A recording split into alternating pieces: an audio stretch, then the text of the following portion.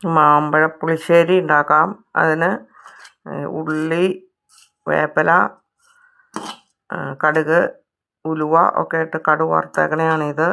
ഇതിനകത്തേക്ക് നമുക്കിത് മാങ്ങ ഇടാം. മാങ്ങ ഇട്ടിട്ട് പാകത്തിന് ഉപ്പ്, മഞ്ഞൾ, മുളക് പൊടി ഇത്രയും സാധനം ഇട്ട് വെള്ളം ഒഴിച്ച് നമുക്ക് ഇതിനെ ഒന്ന് വേവിക്കണം. മാങ്ങ ഒന്ന് വേവണം. അപ്പം അങ്ങനെ നമുക്കിതിനെ വേവിച്ചെടുക്കാം. പിന്നെ നെയ്യ് ഇഷ്ടമുള്ളവർക്ക് ലേശം നെയ്യും കൂടെ ചേർക്കാൻ ടേസ്റ്റ് കിട്ടും. ലേശം നെയ്യോടെ ചേർക്കാം.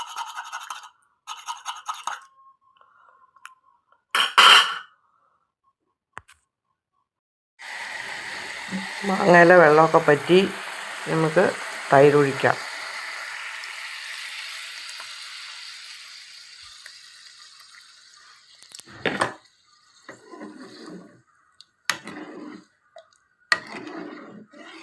നന്നായിട്ട് ഒന്ന് പയ്യെ തിള വരട്ടെ.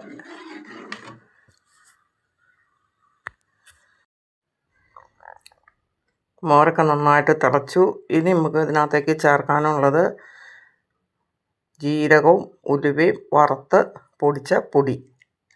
ഈ പൊടിയും കൂടെയും ചേർത്ത് ഉപ്പൊക്കെ പാകമാണ്. പിന്നെ ഇതിനകത്തേക്ക് പുളി കൂടുതലാണെങ്കിൽ ആവശ്യക്കാർക്ക് വേണമെങ്കിൽ ലേശം പഞ്ചസാരയോ അല്ലെങ്കിൽ ലേശം ശർക്കരയോ ചേർക്കാം. മാമ്പഴ പുളിശ്ശേരി റെഡി.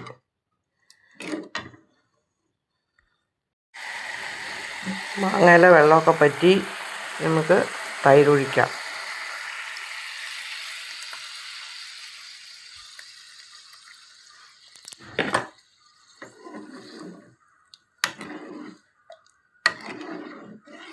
നന്നായിട്ട് ഒന്ന് പയ്യെ തിള വരട്ടെ.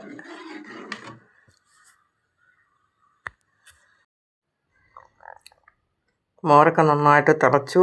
ഇനി നമുക്ക് ഇതിനകത്തേക്ക് ചേർക്കാനുള്ളത് ജീരകവും ഉലുവയും വറുത്ത് പൊടിച്ച പൊടി.